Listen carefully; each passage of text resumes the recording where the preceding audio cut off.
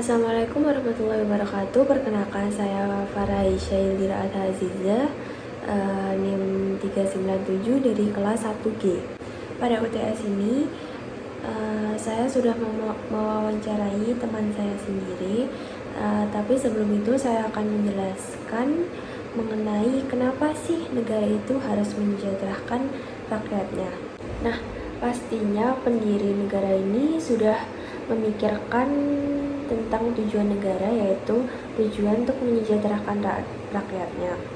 Hal tersebut sebagaimana sudah tertuang pada Undang-Undang Dasar Negara Republik Indonesia tahun 1945 yang berbunyi, suatu pemerintahan negara Indonesia yang melindungi segenap bangsa Indonesia dan seluruh tumpah darah Indonesia, dan untuk memajukan kesejahteraan umum dan mencerdaskan kehidupan bangsa.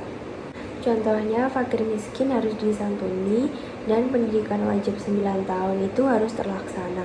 Namun, hal ini belum terlaksana dengan baik. Terdapat 3 dasar kehidupan manusia yang harus terpenuhi, yaitu sandang, pangan, dan papan.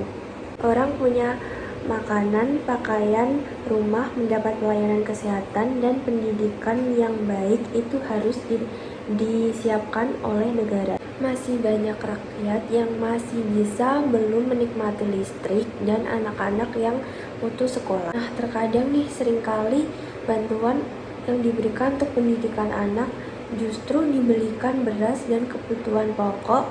Itulah potret masyarakat Indonesia, keadilan sosial yang belum tercapai. Banyak persoalan sosial muncul karena tidak adanya kesejahteraan dan keadilan sosial di masyarakat. Kejahatan misalnya muncul karena kemiskinan. Dibandingkan dengan negara yang telah memberikan kesejahteraan kepada rakyatnya seperti Denmark, menurut survei, Denmark menjadi negara yang aman dan hampir tidak ada kejahatan di sana. Sebaliknya di Indonesia penjara saja penuh, bahkan over capacity. Nah, terkait perkembangan ketatanegaraan Indonesia melalui amandemen UUD NRI tahun 1945 mempertegas pengaturan kesejahteraan rakyat sebagaimana diatur dalam UUD NRI tahun 1945 tentang perekonomian nasional dan kesejahteraan sosial pasal 33 UUD NKRI, yaitu 1. Perekonomian disusun sebagai usaha bersama berdasar atas asas kekeluargaan. Yang kedua, cabang-cabang produksi yang penting bagi negara dan yang menguasai hajat hidup orang banyak dikuasai oleh negara. Yang ketiga, bumi dan air dan kekayaan alam yang terkandung di dalamnya dikuasai oleh negara dan dipergunakan untuk sebesar-besarnya kemakmuran rakyat. Yang keempat, perekonomian nasional diselenggarakan berdasar atas demokrasi ekonomi dengan prinsip kebersamaan, efisiensi, berkeadilan, berkelanjutan, berwawasan lingkungan, kemandirian, serta dengan menjaga keseimbangan, kemajuan, dan kesatuan ekonomi nasional. Yang kelima, ketentuan lebih lanjut mengenai pasal ini diatur dalam undang-undang. Dan berikut ini adalah tayangan mengenai video wawancara saya dengan teman saya.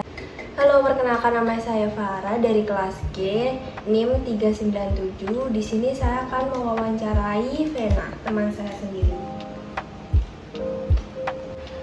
Oke Kak, apa pendapat Kakak mengenai kota-kota besar di Indonesia ini berlomba-lomba dalam pembangunan gedung-gedung besar, padahal nih masih banyak kesenjangan sosial di sekitarnya?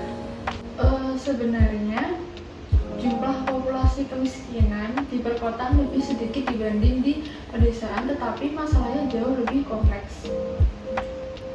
Kayak di perkotaan itu disebabkan karena tingkat pendidikannya rendah, kerja di sektor informal dengan upahnya rendah. Seperti penyebab kemiskinan di perkotaan itu karena tingkat pendidikannya rendah, bekerja di kantor informal dengan upahnya rendah, hidup di permukiman berkualitas rendah juga, kurang memiliki jaminan pekerjaan dan mempunyai akses rendah terhadap layanan dasar.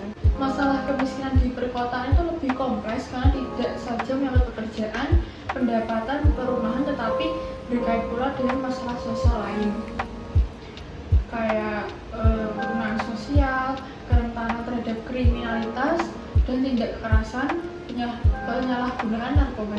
Jadi orang miskin di kota itu relatif hidupnya lebih sulit dibanding dengan orang miskin di pedesaan karena sumber daya utama orang untuk memenuhi kebutuhan hidup di kota adalah uang.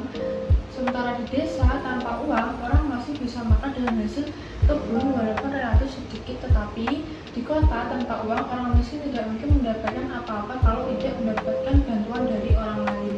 Lalu juga tingkat kepedulian masyarakat kota juga berbeda dengan masyarakat di desa. Kesibukan dan tuntutan kebutuhan yang lebih banyak berdampak pada sifat individualitas masyarakat kota yang lebih tinggi dari masyarakat desa. Desa lebih memiliki daya dukung berupa memiliki sumber daya alam yang melimpah dengan tanah yang relatif luas. Pemenuhan kebutuhan akan ruang mungkin tidak menjadi persoalan serius di pedesaan. Sangat berbeda kondisinya dengan di perkotaan. Terbatasnya daya dukungan di lingkungan perkotaan memicu munculnya kawasan kumuh yang merusak keindahan, ketertiban, mengganggu kesehatan, serta rawan terjadi bencana banjir dan kebakaran. Oke, makasih Kak Vena atas waktunya sudah menanggapi pertanyaan yang saya berikan. Dan terima kasih untuk yang sudah menonton. Ya, itu saja sekian dari video UTS saya. Mohon maaf kalau ada kata-kata yang kurang dimengerti atau yang kurang berkenan. Terima kasih. Wassalamualaikum warahmatullahi wabarakatuh.